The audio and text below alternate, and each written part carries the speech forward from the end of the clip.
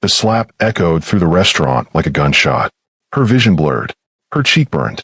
And for a moment, just a moment, she was back in that apartment in Chicago, with his hand around her throat and his voice in her ear, telling her she was nothing. But this wasn't Chicago. This was Seoul. And the man walking through that door wasn't going to ask questions. If you want to see what happens when a mafia boss discovers his wife's darkest secret, hit that subscribe button right now. You won't believe how this ends. 3 years earlier, before that restaurant, before Seoul, before Musong, before she became someone else entirely, her name was Caroline Mitchell. She lived in a one-bedroom apartment on the south side of Chicago with a man named Antonio Reyes. And she was dying. Not quickly, not dramatically, slowly, invisibly, the way a flower dies when no one remembers to water it. Antonio didn't hit her every day. That was what made it so confusing. Some days, he brought her flowers. He kissed her forehead and told her she was beautiful. He held her at night and whispered promises about the future. Other days, he told her she was worthless, that no one would ever want her, that she should be grateful he stayed. And on the worst days, he made sure she believed it. She remembered the first time he hit her. They had been together 8 months. She had made dinner, pasta, his favorite, but she had forgotten to buy the specific brand of Parmesan he liked. "You can't even do this right," he said, his voice calm. Too calm. She laughed nervously and told him it was just cheese, that it tasted the same. The back of his hand caught her across the mouth. She tasted blood before she felt the pain. He stood over her, breathing hard, his eyes wide, as if he had surprised himself. "I'm sorry," he said immediately. "Caroline, I'm so sorry. I didn't mean God. I don't know what came over me." He cried. He held her. He promised it would never happen again. And she believed him. Because she loved him. Because she thought love meant staying. Because she didn't yet know that love should never taste like blood. It happened again, 2 weeks later. Then a month after that. Then every few days. Then she stopped counting. She started wearing long sleeves in summer. She learned how to angle her face away from cameras. She smiled at work and told everyone she was fine. Just tired. Just stressed. She became an expert liar. But the worst part was this. She started believing his words more than her own thoughts. She was too sensitive. No one else would put up with her. She was lucky he loved her. She looked in the mirror and saw what he told her. She was damaged, difficult, unlovable. She stopped seeing Caroline. She saw his version of her instead. Antonio controlled everything. The money, especially. She had a job. She worked as a medical receptionist. But her paychecks went straight into their joint account. Their account. Except she needed permission to buy anything over $20. "It's not about control," he would say, kissing her temple. "It's about us being a team. We make decisions together." But together, meant she asked, and he decided. So she started stealing. $10 here, 20 there. She took cash back at the grocery store and hid it. Folded bills taped under drawers. Tucked into the lining of her winter coat. Slipped between the pages of books she knew he would never read. It took her 11 months to save $800. $800. That was what her freedom cost. The night she left, Antonio had been drinking. Not drunk, just enough to make him mean. "You think you're better than me?" he said, standing too close, his breath hot against her face. "No," she whispered. "I never said that. You don't have to say it. I see it in your eyes." "Antonio, please." His hand closed around her throat. Not enough to stop her breathing. Just enough to remind her that he could. "Say it," he hissed. "Say you're nothing without me." She couldn't speak. He squeezed harder. "Say it." Tears streamed down her face. Her vision began to blur. And then, for just a second, his grip loosened. She gasped, and something inside her snapped. Not broke. Snapped into place. She waited until he passed out on the couch. She didn't pack a bag. She didn't take anything that mattered. She grabbed only the envelope of cash from under the bathroom sink, her passport from the lockbox he thought she didn't know the code to, and the burner phone she had bought 3 weeks earlier. She walked out of that apartment at 2:47 a.m. She didn't cry. She didn't look back. She just walked. At the bus station, she bought a ticket to Los Angeles under her real name. Then she bought another ticket to Vancouver under a fake one. In Vancouver, she applied for a work visa to South Korea using a name she had stolen from a girl she went to high school with, a girl who had moved to Europe and would never notice. It wasn't legal. It wasn't clean, but it worked. 3 weeks later, she landed in Seoul. On paper, she became Cassie Bell. Caroline Mitchell disappeared, but fear did not need a passport. It followed her across the ocean, into her new apartment, into her new life. She flinched at loud voices. She held her breath when men walked too close. She avoided mirrors because she still saw his version of her staring back. Korea was supposed to be freedom. Instead, it was just distance. She got a job teaching English at a private academy in Gangnam. She kept her head down. She smiled when she was supposed to. She said the right things. And at night, she locked every door, checked every window, and slept with the lights on. Because even though Antonio was an ocean away, she could still feel his hands around her throat. She met Musong on a Tuesday. She was walking home from work when the rain started. One of those sudden soul downpours that soak you in seconds. She ducked into a small cafe, shivering, her hair plastered to her face. And there he was, sitting alone by the window, reading a book in Korean.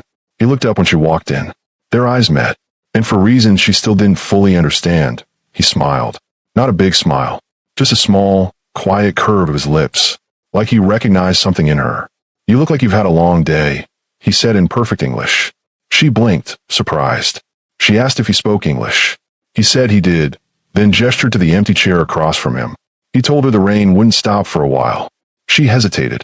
Every instinct screamed at her to say no, to leave, to not trust a stranger. But something about him felt safe. So she sat. His name was Park Musong. He didn't tell her what he did for a living, and she didn't ask. They talked about small things. The weather, the city, books. He asked where she was from, and she lied without effort. "California." He nodded, as if he believed her, or as if he knew she was lying and didn't care. They met again the next week. The same cafe, the same table, then again, and again. And somewhere between the third meeting and the 10th, she realized she was falling in love with him. Musong was unlike anyone she had ever met. He was calm, controlled. He never raised his voice, never moved too quickly, never touched her without asking first. "May I?" he would say before brushing a strand of hair from her face. "Is this okay?" before resting his hand on hers. He made her feel like she had a choice, like she mattered, like she was more than what Antonio had told her she was. 6 months after they met, he proposed. They were sitting on a bench by the Han River, watching the sun set over the water. "Cassie," he said quietly. She turned to look at him. He was holding a small black box. He told her he knew there were things she hadn't told him, and that he knew she had her reasons. He said he saw her, not who she was hiding from, but her, and that he wanted to spend his life with her. Tears blurred her vision. She should have told him the truth then. She should have said that her name wasn't Cassie, that she was running from someone, that she was broken. But she didn't. She just said yes. They got married in a small ceremony with no guests. Just the two of them, a judge, and 2 witnesses Musong knew. She wore a simple white dress. He wore a black suit. And when he kissed her, she felt something she hadn't felt in years. Hope. Their wedding night was quiet. They went back to Musong's apartment, now their apartment, and he poured them each a glass of wine. "To new beginnings," he said, raising his glass. She echoed him, but even as the words left her mouth, she felt the weight of the lie between them. That night, Musong touched her as if she were made of glass. Slow, careful, reverent. His hands moved over her skin with a gentleness that made her chest ache. "Are you okay?" he whispered against her neck. She nodded, but her body betrayed her. She flinched when his hand moved too quickly. She held her breath when he leaned over her, and when he noticed, he stopped. "Cassie," he said softly. He told her they didn't have to continue. She said no quickly, that she wanted to, that she just needed a minute. He pulled back immediately, giving her space. He told her to take all the time she needed.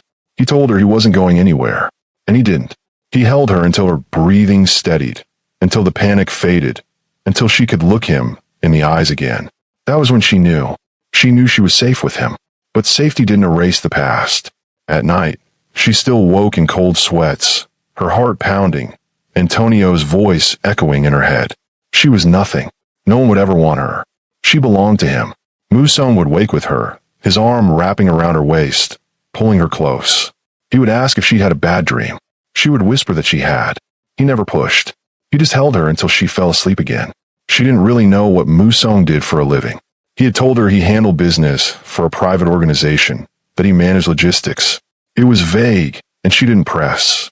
She had secrets too. She figured if he wanted her to know, he would tell her. But she started noticing things. The way people looked at him when they walked into restaurants, respectful, but nervous. The way his phone rang at odd hours, and he stepped into another room to answer. The way men in expensive suits bowed, slightly, when they passed him on the street. One night, she asked him directly what he really did. He looked at her for a long moment, his dark eyes unreadable. Then he said he protected people. From what? She asked. From other people. It wasn't a real answer, but it was enough. Their marriage settled into a rhythm. In the mornings, he made her coffee exactly the way she liked it. 2 sugars, a splash of cream. In the evenings, they cooked together, his hand resting on her lower back as she chopped vegetables. At night, they lay in bed, his fingers tracing lazy patterns on her skin. And in those moments, she almost forgot. She almost forgot Antonio. She almost forgot the woman she used to be. She almost forgot she was living a lie. But the body remembers, even when the mind tries to forget. She couldn't stand being grabbed, even playfully. She hated Ray's voices, even in excitement. She needed to see exits in every room. And Musong noticed. He didn't say anything, but she saw the way he watched her. The way he announced himself before entering a room. The way he never blocked doorways. The way he moved slowly and deliberately, like he was afraid of startling her. He knew something was wrong. He just didn't know what. It was a Friday night, 6 months into their marriage. Musong had texted her earlier that day, telling her to meet him at Seasons at 7 because he had a surprise for her. She had smiled at her phone. He was always doing things like that. Small gestures that made her feel seen, cherished, loved. She put on a black dress, the one he had bought her the previous month, and arrived at the restaurant early. Seasons was upscale, with white tablecloths and soft lighting, the kind of place where conversations were murmured instead of spoken. She sat at their reserved table and ordered water. 7 o'clock came and went. 7:15. 7:30. She checked her phone. No messages. She tried calling him. It went straight to voicemail. By 7:45, she was worried. By 8 o'clock, she was panicking. And that was when she felt it. That cold, creeping sensation of being watched. She looked up, and her entire world shattered. Antonio Reyes was standing across the restaurant, staring directly at her. Time stopped. Her hands went numb. Her vision tunneled. She couldn't breathe. No. This wasn't real. He couldn't be there. He didn't know where she was. He couldn't. But he was. And he was walking toward her. Caroline. His voice. That voice. It cut through her like a blade. She stood so fast her chair tipped backward. My name is Cassie, she said, her voice shaking. You have the wrong person. He smiled. That smile. The smile was the one that had once made her feel special, before it became a warning sign. Don't do this, he said softly as he stepped closer. Don't pretend you don't know me. I don't know you, she said, louder now. Please leave me alone. People were starting to stare. Antonio's jaw tightened. 3 years, he said, his voice dropping. 3 years I've been looking for you. And you think you could just walk away? Just change your name and disappear. Her stomach dropped. How did you? She started. How did I find you? He laughed, low and bitter. You're not as smart as you think you are, Caroline. I hired a private investigator. Tracked your passport. Followed the trail. And here you are, playing house with some Korean businessman. He stepped closer. She stepped back. We need to talk, he said. No. Yes. His hand shot out and grabbed her wrist. She gasped. His grip was tight. Too tight. Let go of me, she whispered. Not until you listen. Let go. Caroline. My name is Cassie. And then he slapped her. The crack echoed through the restaurant. Her head snapped to the side. Her ears rang. Everything went silent. She didn't scream. She didn't cry. She just left. Not physically, but mentally. It was dissociation, when the mind evacuates the body because the pain becomes too much. She would learn the word for it years later, in therapy. But in that moment, she only felt emptiness. Antonio grabbed a fistful of her hair and began dragging her toward the door. We're leaving, he said. Now. She didn't fight. She couldn't. Her body had shut down. And then the door opened. Musong walked in. He saw her immediately. He saw the blood on her lip, saw the terror in her eyes, saw Antonio's hand twisted in her hair. For a moment, everything was still, and then Musong moved. She had never seen him move like that. Fast, precise, deadly. He crossed the room in 3 strides, grabbed Antonio by the back of his neck, and slammed him face first into the nearest table. The sound was sickening. Antonio screamed. Musong didn't say a word. He pulled him up and hit him again. And again. And again. Musong stopped. Her voice broke through the haze. He froze, his fist raised. Antonio's blood smeared across his knuckles. He looked at her, and she saw something in his eyes she had never seen before. Rage. Not at her. For her. Antonio scrambled backward, clutching his broken nose, blood pouring down his face. "You're fucking crazy," he shouted. Musong took a step toward him. Antonio ran. He stumbled out of the restaurant, shoving people aside, and disappeared into the night. The restaurant fell silent. Everyone was staring. Musong turned to her, his breathing heavy, his eyes searching her face. "Are you hurt?" he asked, his voice shaking. She opened her mouth. No sound came out. He stepped closer, his hand reaching for her, then stopping midair. "May I?" he whispered. She nodded. He cupped her face gently, his thumb brushing over her split lip. "We're going home," he said. She nodded again, and he led her out of the restaurant, his arm wrapped protectively around her. The drive home was silent. Musong's hands gripped the steering wheel so tightly his knuckles were white. Cassie sat in the passenger seat, staring out the window, watching the city lights blur past. She still couldn't feel her body, couldn't feel the pain in her lip, couldn't feel anything except the hollow, aching numbness that came from being dragged back into a past she thought she'd buried. When they pulled into the underground parking garage of their building, Musong turned off the engine, but didn't move. For a long moment, they just sat there in the darkness. Then he spoke. Who was he? His voice was calm. Too calm. The kind of calm that comes right before a storm. Cassie swallowed hard. Someone from my past. That's not an answer, Cassie. She flinched at the sharpness in his tone. He noticed immediately. I'm sorry, he said, softer now. I didn't mean. I just need to understand what happened back there. She took a shaky breath. Can we go inside first? He nodded. Inside the apartment, Musong led her to the bathroom.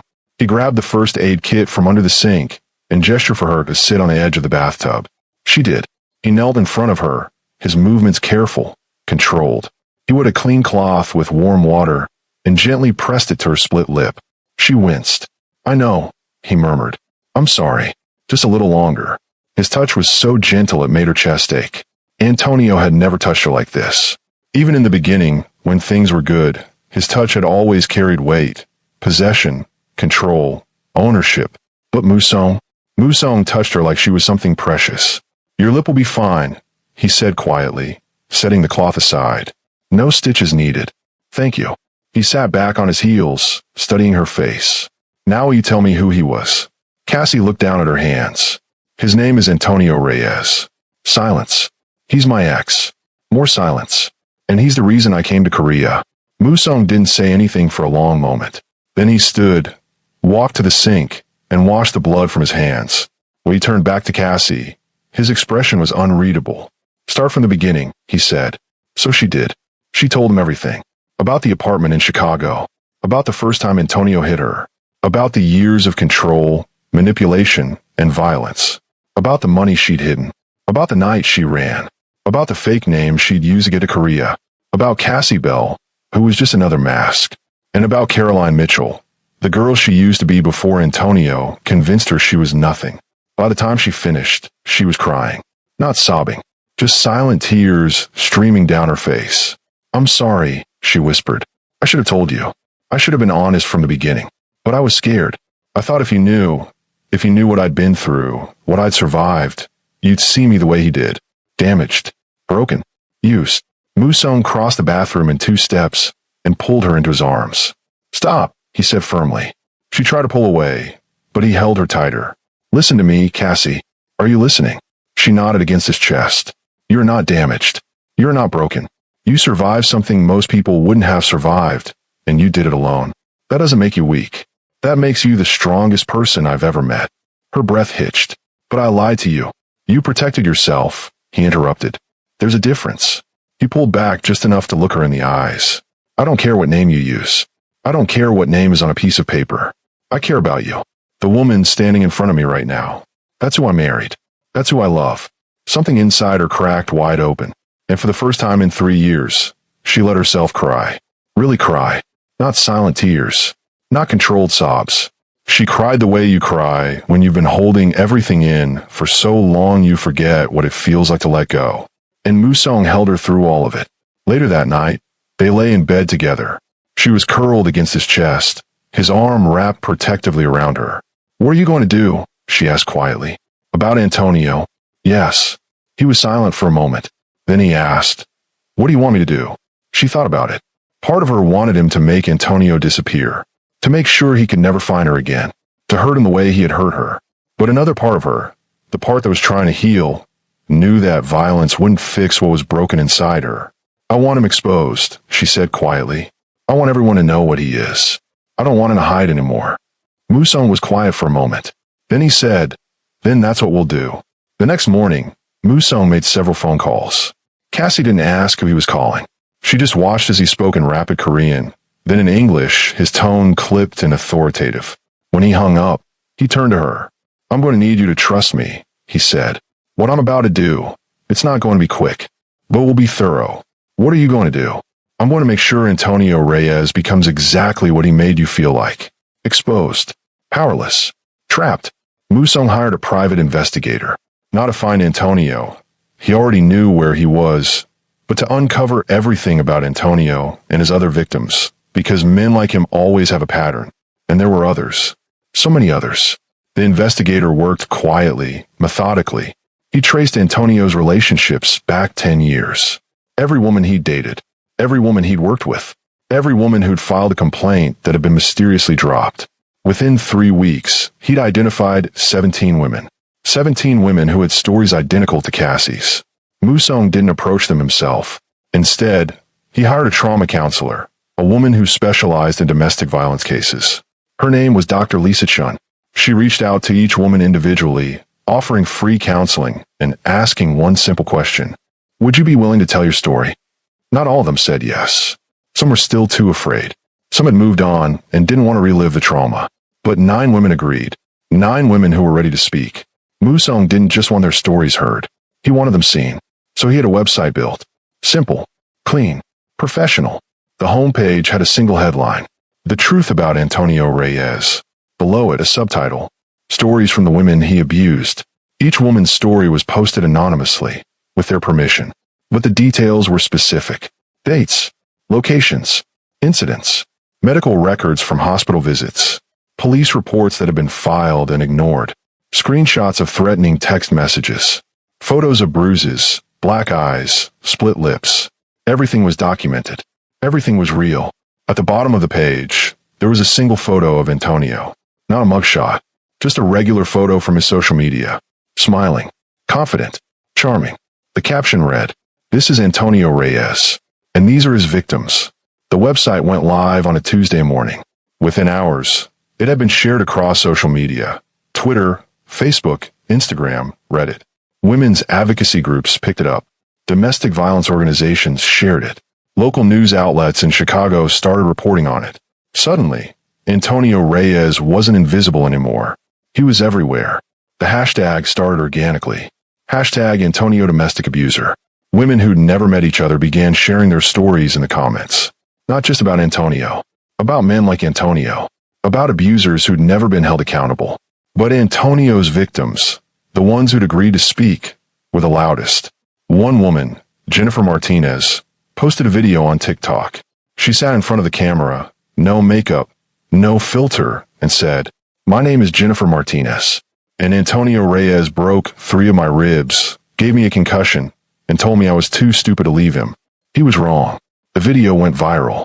2 million views in 48 hours. Another woman, Shanice Brooks, posted on Instagram. She shared a photo of herself from 5 years ago.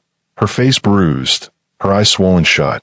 The caption read, "This is what Antonio Reyes did to me when I told him I wanted to break up.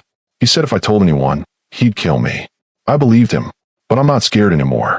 Hashtag Antonio Domestic Abuser. 50,000 likes. Thousands of comments of support. One by one, the women came forward. Not anonymously anymore, but publicly.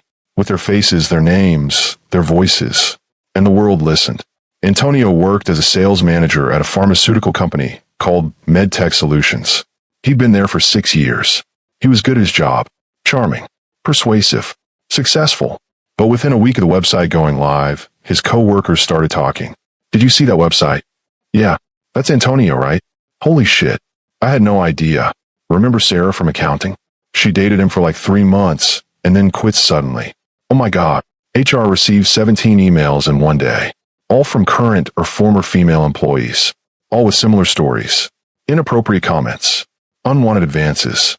One woman, a former intern named Rachel Kim, sent screenshots of text messages Antonio had sent her when she was 22. Messages that were sexual, threatening, manipulative. She never reported them because she was afraid of losing her job. But now she had nothing to lose. MedTech Solutions fired Antonio on a Friday afternoon. They issued a statement. We take allegations of misconduct seriously. After a thorough internal investigation, we have terminated Antonio Reyes's employment, effective immediately. Antonio tried to fight it. He hired a lawyer. He threatened to sue for wrongful termination. But his lawyer dropped him after seeing the evidence. I can't defend this, the lawyer said. You're on your own. Antonio's friends started distancing themselves. Not all at once. Just slowly, quietly. Calls went unreturned. Invitations stopped coming. People who used to hang out with him suddenly had other plans. Antonio couldn't go anywhere without being recognized. At the grocery store, women would stare at him, then whisper to their friends. At the gym, men would give him looks of disgust. At restaurants, servers would refuse to serve him once they realized who he was. Someone created a subreddit dedicated to tracking his movements. r/Antonio Reyes Abuser. People posted sightings. Just saw him at Whole Foods on Clark Street. He looked miserable. Spotted him at a bar in Wicker Park. He got kicked out after someone recognized him. His apartment building received complaints from other tenants. They didn't feel safe with him living there.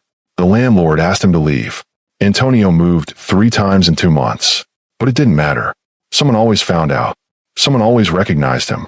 He tried creating new social media accounts under fake names.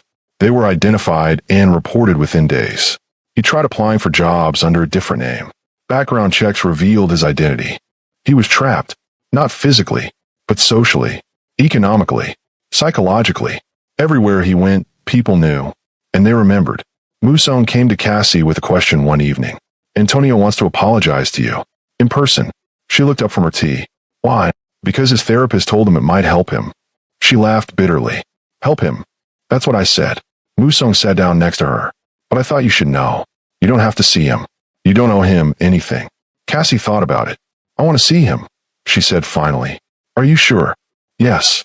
But I want the other women there too. Musone raised an eyebrow. All of them. As many as want to come. A week later, 9 of them sat in a private conference room. Cassie, Jennifer, Shanice, Rachel, and 5 other women whose lives Antonio had shattered. They sat in a semicircle, and Antonio sat across from them, alone. He looked terrible, thin, pale, exhausted. His eyes were red-rimmed like he hadn't slept in days. I'm sorry, he began, his voice shaking. I know that's not enough. I know nothing I say will ever be enough. But I need you all to know, I'm sorry for what I did, for the pain I caused, for the lies I told, for making you believe you were worthless when you were never anything but strong. He was crying now. I was a monster, and I have to live with that for the rest of my life. The room was silent. Then Jennifer spoke. Do you know what it's like to be afraid of your own shadow? To flinch every time someone raises their voice? To look in the mirror and hate what you see because someone convinced you that you're garbage? Antonio nodded, tears streaming down his face. Yes, I do now. Good, Jennifer said coldly. Then you know exactly what you put us through.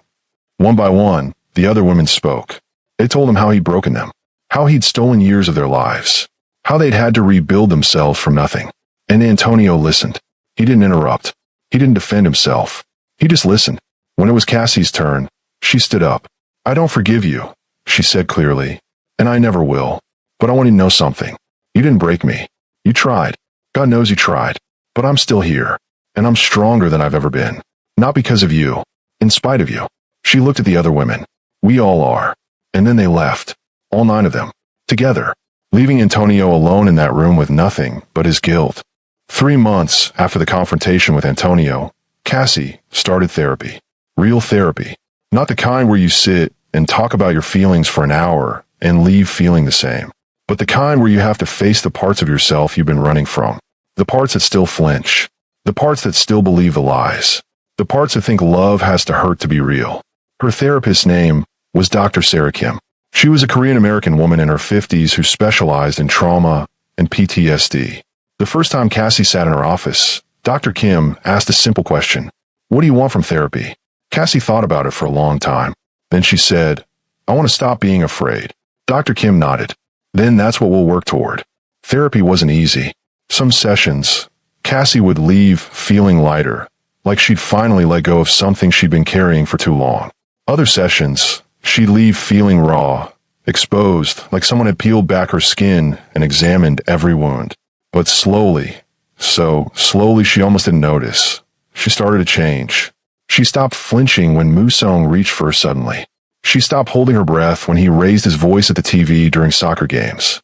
She stopped checking the locks on the doors 3 times before bed. She stopped looking over her shoulder everywhere she went. And one night, about 4 months into therapy, something shifted. They were lying in bed together.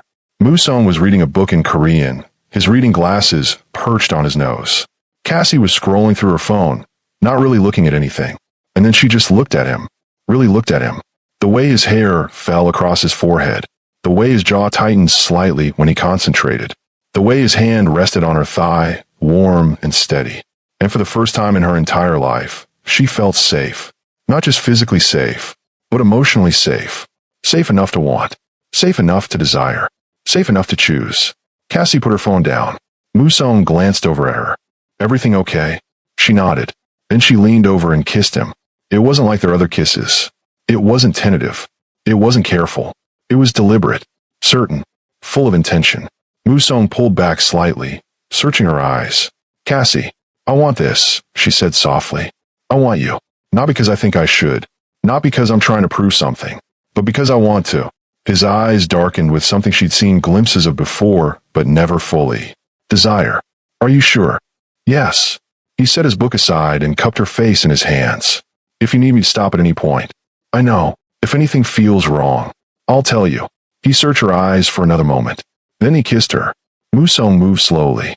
Not because he was unsure, but because he wanted her to feel every moment, every touch, every breath, every choice she was making. His hands moved over her skin like he was memorizing her. Her shoulders, her waist, her hips. He paused at every scar, every place Antonio had left a mark, and kissed it gently. You're beautiful, he murmured against her collarbone. You don't have to say that. I'm not saying it because I have to. He looked up at her. I'm saying it because it's true. For the first time, she believed him. They moved together slowly, carefully, and when she started to tense, when old fears tried to creep in, Musong would stop. Look at me, he'd say softly, and she would. And in his eyes, she'd see nothing but love, nothing but patience, nothing but certainty that she was exactly where she was supposed to be. Afterward, they lay tangled together, her head on his chest, his fingers tracing patterns on her back. I love you, she whispered. I love you too. Not because you saved me. He was quiet for a moment. I didn't save you, Cassie. You saved yourself. I just made sure you had a safe place to land. And that's when she realized something. Healing wasn't about forgetting what happened. It wasn't about erasing the scars. It was about learning that the scars didn't define her. That she was more than what had been done to her. That she deserved love, not despite her past, but including it. Caroline stopped going by Cassie. She went back to her real name, Caroline. Not because she was no longer afraid, but because she didn't need to hide anymore. Musong helped her legally change her name back. Caroline Mitchell. She also reconnected with her family. Her mother cried when she heard Caroline's voice on the phone for the first time in 4 years. I thought you were dead, her mother sobbed. I'm not, Caroline said gently. I'm okay. I'm safe. And I'm ready to talk.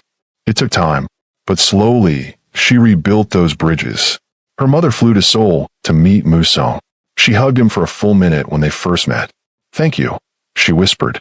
Thank you for taking care of my daughter. Musong just smiled and said, she takes care of herself. I'm just lucky enough to be here. Caroline never saw Antonio again after that day in the conference room, but she heard about him. Everyone did. The social media storm never stopped. Anytime Antonio tried to rebuild his life, someone would recognize him. A new job? Reported within days. A new apartment? Neighbors would complain. A new relationship? The woman would be warned. He tried moving to a different city. It didn't matter. The internet never forgets. Eventually, he stopped trying. Last Caroline heard, he was living in a small town in rural Indiana, working manual labor under a supervisor who knew exactly who he was. He had no friends, no social life, no future. And the worst part, he was alive. Every single day, he woke up knowing that everyone knew what he was, that he could never escape it, that his name would always be synonymous with abuse. Musong had been right. Death would have been mercy. This was justice. 1 year later, Caroline stood in front of a room full of women, 23 of them, all survivors of domestic violence, all attending a support group she had started with Jennifer, Shanice, and Rachel. "My name is Caroline," she said, "and 5 years ago, I ran from a man who tried to convince me I was worthless." The room was silent. He hit me. He controlled me. He made me believe I didn't deserve love, that I didn't deserve safety, that I didn't deserve to exist without him. She paused. "But I'm here to tell you, he was wrong." She looked around the room. "You are not broken. You are not damaged. You are not what he said you were. You survived, and survival is the first step toward healing." After the meeting, a young woman approached her. She couldn't have been more than 22. "Thank you," the young woman said quietly. I needed to hear that. What's your name?" "Mia." "How long have you been out?" 3 weeks. Caroline nodded. "The first few weeks are the hardest. But I promise you, it gets easier. Not fast, but it gets easier." Tears welled up in Mia's eyes. "I'm so scared." "I know." Caroline took her hand. "But you're not alone anymore." That night, Caroline came home to find Musong cooking dinner. He looked up when she walked in and smiled. "How was the group?" "Good. We had a new member today." "Yeah." He stirred something on the stove. "How'd it go?" "She's scared, but she's strong." Musong walked over and wrapped his arms around her. "Just like you." Caroline leaned into him. "I'm not scared anymore," she said softly. "I know." They stood there for a moment, just holding each other. And she pulled back and looked up at him. "Thank you," she said. "For what?" "For believing me. For protecting me. For never making me feel like I was too much or not enough." Musong cupped her face. "You never have to thank me for loving you the way you deserve to be loved. That's not a favor. That's a privilege." And in that moment, Caroline realized something. She had spent so many years believing love had to hurt, that it had to control, that it had to take. But Musong taught her something different. Love doesn't hurt. Love doesn't control. Love doesn't take. Real love protects. Real love empowers. Real love gives. And for the first time in her life, she had that. Antonio Reyes thought he could break her. He thought he could erase her. He thought he could make her disappear. But he was wrong. She didn't just survive. She healed. She rebuilt. She reclaimed her name, her voice, and her life. And now she helped other women do the same. Because no one should have to run the way she did. No one should have to hide the way she did. No one should have to believe the lies the way she did. If you're watching this and you're in an abusive relationship, please know, you're not alone. You're not worthless. You are not broken. You deserve safety. You deserve love. You deserve to be free. And if you've already left, I'm proud of you. Keep going. Keep healing. Keep fighting. Because you are stronger than you know. If this story moved you, please hit that subscribe button and share it with someone who needs to hear it. Drop a comment below with the word survivor if you or someone you know has overcome domestic violence. And remember, healing isn't linear. It's messy. It's painful. But it's possible. Thank you for watching. And remember, you are worthy of love that doesn't hurt.